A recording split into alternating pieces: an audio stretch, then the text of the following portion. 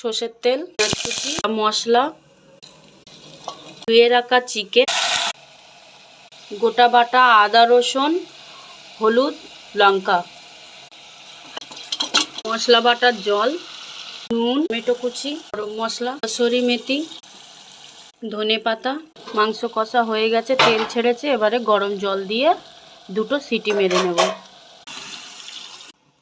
জল দিয়ে দিয়েছি, এবার আমি ঢাকাটা বন্ধ করে দেব, দিয়ে 2টো সিটি মেরে নেব। এদিকে সিটি পড়া স্টার্ট। মাংসের সাথে খাওয়ার জন্য আমি একটা পোলাও বানাবো। এখানে দেওয়ার জন্য কিছু গোটা গরম মশলা আছে, আলু, ক্যাপসিকাম, গাজর, বিনস, নুন, হলুদ, কাজু, কিশমিশ, মটর, কেশর, আদা কুচি, গোবিন্দভোগ চাল মতো জল দিয়ে ঢেকে দেবো। এই যে ঢেকে দিয়েছি, এবার হয়ে গেলে 2টো একসঙ্গে পরিবেশন করে দেখিয়ে দেবো।